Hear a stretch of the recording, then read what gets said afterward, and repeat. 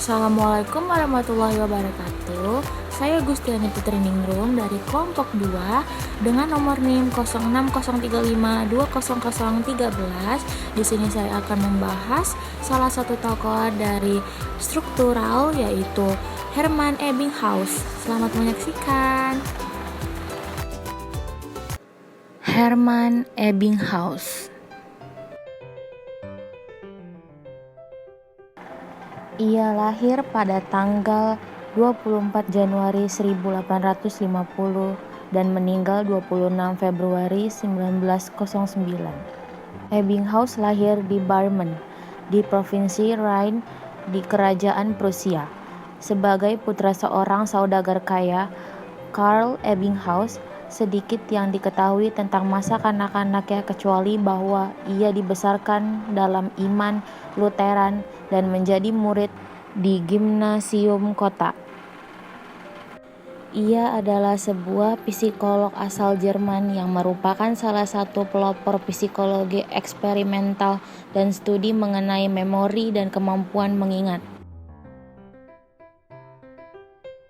Dikenal karena penemuan kurva lupa dan efek jarak. Dia juga orang pertama yang mendeskripsikan kurva belajar. Dia adalah ayah dari filsuf neo-Kantian Julius Ebbinghaus.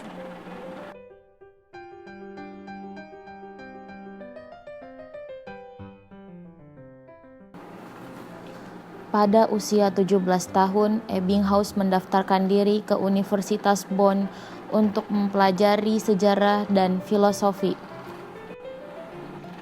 Ia berencana untuk belajar sejarah dan filosofi, namun selama waktunya di sana, ia mengembangkan minat pada filsafat. Pada tahun 1870, studinya terhenti ketika dia bertugas di tentara Prusia dalam Perang Prancis-Prusia.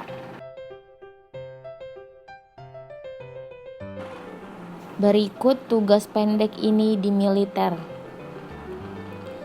Ebbinghaus selesai disertasinya tentang Eduard von Hartmann, Philosophie des Unbewussten atau filsafat alam bawah sadar, dan menerima gelar doktor pada 16 Agustus 1873 saat ia berusia 23 tahun. Selama 3 tahun berikutnya, dia menghabiskan waktu di Halle dan Berlin. Karir profesional. Setelah memperoleh gelar PhD, Ebbinghaus berpindah-pindah ke Inggris dan Perancis. Di sana, ia mengajar siswa untuk menghidupi dirinya sendiri. Di Inggris, dia mungkin telah mengajar di 2 sekolah kecil di selatan negara itu, di London.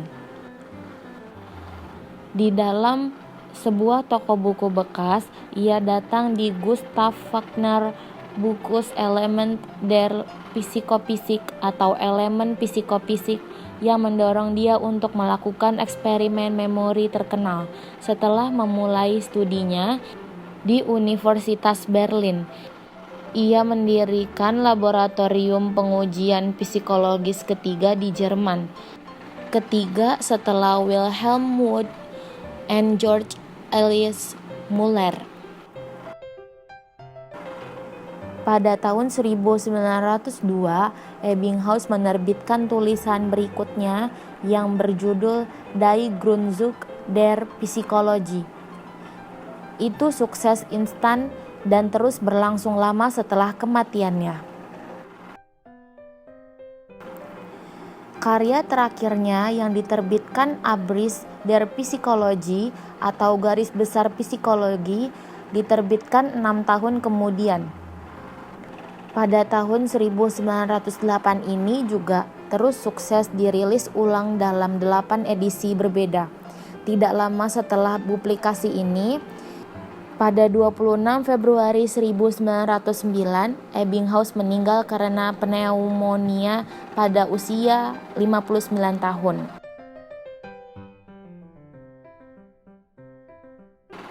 Penelitian tentang memori. Ebbinghaus bertekad untuk menunjukkan bahwa proses mental yang lebih tinggi sebenarnya dapat dipelajari dengan menggunakan eksperimen yang bertentangan dengan pemikiran populer saat itu. Untuk mengontrol variabel perancu yang paling berpotensi, Ebbinghaus ingin menggunakan pengkodean akustik sederhana dan latihan pemeliharaan di mana daftar kata dapat digunakan. Karena pembelajaran akan dipengaruhi oleh pengetahuan dan pemahaman sebelumnya. Dia membutuhkan sesuatu yang dapat dengan mudah dihafal tetapi tidak memiliki asosiasi kognitif sebelumnya. Asosiasi yang mudah dibentuk dengan kata-kata biasa akan mengganggu hasilnya. Jadi dia menggunakan item yang nantinya akan disebut suku kata yang tidak masuk akal, atau juga dikenal sebagai trigram CVC.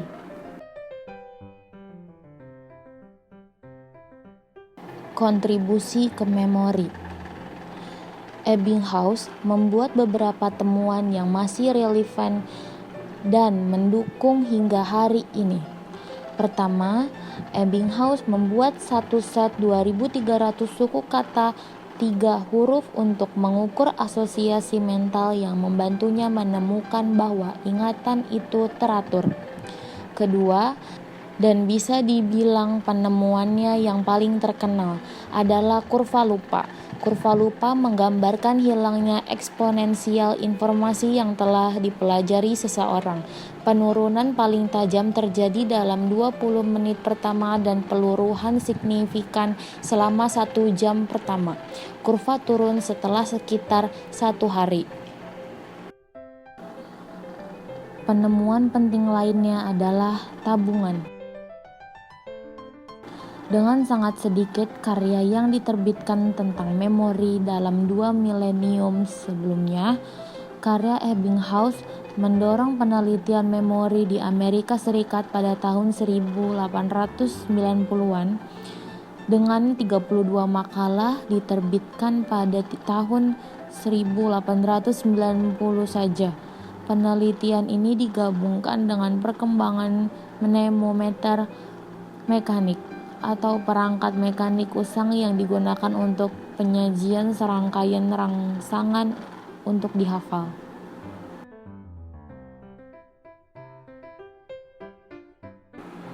Kontribusi lain. Setelah Ebbinghaus mengerjakan memori, dia juga memiliki kontribusi dengan penglihatan warna. Pada tahun 1890, Ebbinghaus muncul dengan desain piramida ganda di mana sudut-sudutnya dibulatkan. Tidak seperti orang-orang sezaman terkenal seperti Titchener dan James. Ebbinghaus tidak mempromosikan sekolah psikologi tertentu, juga tidak dikenal karena penelitian seumur hidup yang ekstensif. Karena hanya melakukan 3 pekerjaan, dia tidak pernah berusaha untuk memberikan pada dirinya sendiri gelar pelopor psikologi eksperimental, tidak berusaha untuk memiliki murid dan menyerahkan eksploitasi bidang baru kepada orang lain. Terima kasih yang sudah menonton. Kurang lebihnya mohon maaf. Billahi taufiq wal hidayah. Wassalamualaikum warahmatullahi wabarakatuh.